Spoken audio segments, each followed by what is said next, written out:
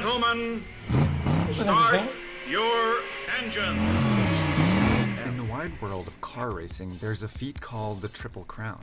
It's when a driver wins the sport's 3 most prestigious races, and only one has ever done it, a British driver named Graham Hill.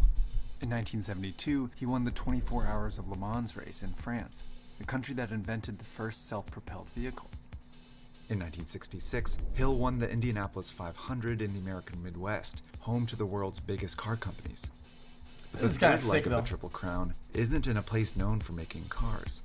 In fact, it's a country that's impossible to see on this map. It spans only 499 acres, and only 39,000 people live there.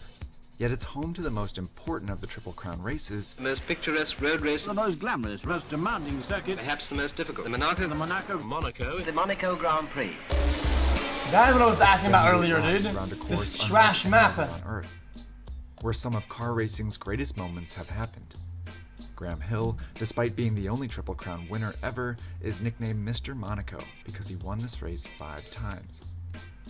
So how did tiny Monaco create the world's most prestigious car race? Yeah, how, man? Monaco is the world's 2nd smallest country, spanning just 2.2 square kilometers. In 1297, the Grimaldis, a prominent Italian family, seized this area, called the Rock of Monaco from a rival family. Wait, 2 But square over the kilometers? centuries, it was controlled by the Spanish, the Sardinians, and the French. In 1861, the French finally recognized its sovereignty with a treaty, keeping the Grimaldis in power as monarchs. Around the same time, the gas-powered automobile was invented, and in a few decades, Europeans were obsessed with racing them. Car I'm confused. Is it a city or a country? Bugatti and Peugeot would pitch their fastest models against each other. And countries began hosting national races called the Grand Prix. In the 1920s, the Automobile Club de Monaco set out to create their own Grand Prix. Wide. They already hosted the Monte Carlo Rally, where drivers would begin all over Europe and finish in the heart of Monaco, called Monte Carlo. But when the club tried to make that race the Monaco Grand Prix, they were denied. International rules held that the country's Grand Prix course had to exist entirely inside its borders. Easy for most, but a serious challenge for tiny Monaco. So they used all the space they had, thereby creating one of the world's most unusual courses. That's kind of cool. Gotta respect it. Most Grand Prix courses were set in the countryside on roads built just for racing. But Monaco's course ran right through downtown Monte Carlo, on regular streets, up a cliff, under a tunnel, and just feet from the harbor. Most Grand Prix courses included long straightaways, where drivers could use speed to overtake each other, and wide corners with runoff space where they could pass each other. But the Monaco course had very short straightaways, and the corners were perilously narrow. That was so cool, man! Meaning attempting a pass here meant risking a crash. Little buggy. This generated a new style of racing, where having the fastest car that wasn't looks as so important dangerous. as having the most skilled and daring driver. Well, this looks like the dying, first race man. in 1929 was a success, and in the following decades, the Monaco Grand Prix became part of the prominent Formula One league and known for generating some of the sport's most dramatic moments. In 1955, Italian driver Alberto Ascari was leading the race until he flew off the road and into the harbor here, a spot where many dreams would come to an end. In 1970, Australian Jack Brabham was winning until he crashed here, on the final corner on the final lap. And in 1982, catastrophe struck 5 drivers in the final 3 laps, starting with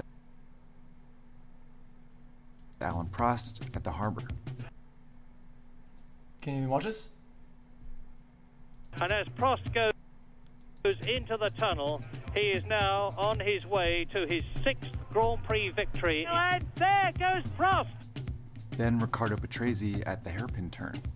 Well, Riccardo Patrese now has all the pressure off. He only has to cruise around the finish, and he's sliding and he's lost it! Then it was Didier Pironi's turn in the tunnel. No hope of catching Pironi, who goes into the tunnel for the last... Is that Pironi stationary?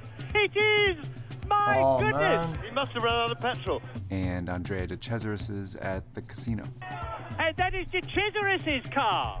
And finally, Derek Daly just a couple hundred meters from the finish line. Now, there is Derek Daly coasting to a standstill. This is unbelievable. And now Patrese is coming in to win. But while this course was unique in the sport, it alone didn't make the Monaco Grand Prix famous. It got help from the people watching here. And to understand how they got there, we need to talk about taxes. On boats. Remember that treaty in 1861 where the French recognized Monaco's sovereignty? Oh, well, it no actually came shot. at a pretty steep price. Don't tell me they camp in the water in their boats so they don't pay the taxes or some shit. Previously, Monaco included all of this area, where citrus farms brought in most of the country's revenue. But in 1848, the people here rebelled against the Grimaldis, partly because taxes were so high. So to save their kingdom, the Grimaldis signed that treaty, giving France all this territory in exchange for their sovereignty and 4 million francs. But it left Monaco tiny and broke. To bring in money, the Grimaldis hatched a plan to offer Europeans something they couldn't get at home. At the time, many countries were passing laws that restricted gambling, so the Grimaldis had a casino built, eventually named the Casino de Monte Carlo. It struggled at first, but when a railroad was built connecting it to France, it boomed.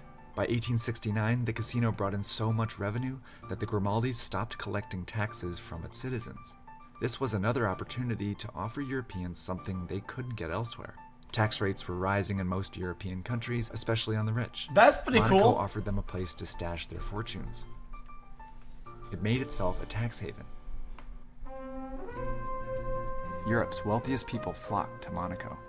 They built luxury hotels, theaters, and mansions, and brought their yachts, and of course, their fancy cars. Before long, celebrities This is like a fancy Vegas for rich people, Tiny man. country entered the world spotlight when famous actress Grace Kelly married Prince Rainier Grimaldi III in 1956. Today, out of a population of 39,000 people, a third are millionaires. But only about 9,000 are native Monegasques, meaning the rest are foreigners, here to enjoy the low taxes and the parties. The biggest of the year is the Grand Prix.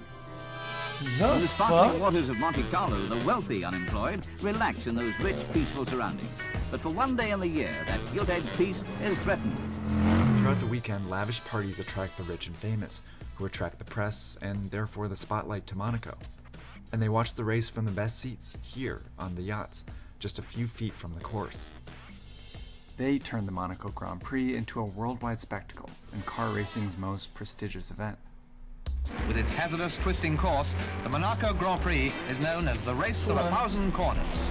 Brazilian driver Nelson Piquet used to say that the Monaco Grand Prix was like cycling around your living room, meaning it's too tight. In the last 90 years, the course has only changed in minor ways. In fact, if it was designed today, it wouldn't pass Formula One safety standards, because the cars have completely transformed. When William Grover Williams won the first Monaco Grand Prix, his French Bugatti averaged 84 kilometers an hour to set a lap record. In 2018, Red Bull Racing's Max Verstappen set a new record averaging 150 kilometers an hour, and he drove a car more than twice the size. Overtaking on Monaco's narrow streets was difficult in the early 20th century, but it's nearly impossible now. In the past 16 races, the car that started at the front of the race has gone on to win 12 times.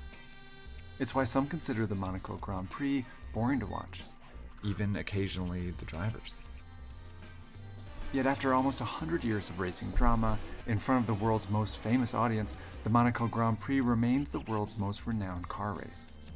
As Piquet would continue to say, but winning here is worth winning twice anywhere else. That's Tax Andy.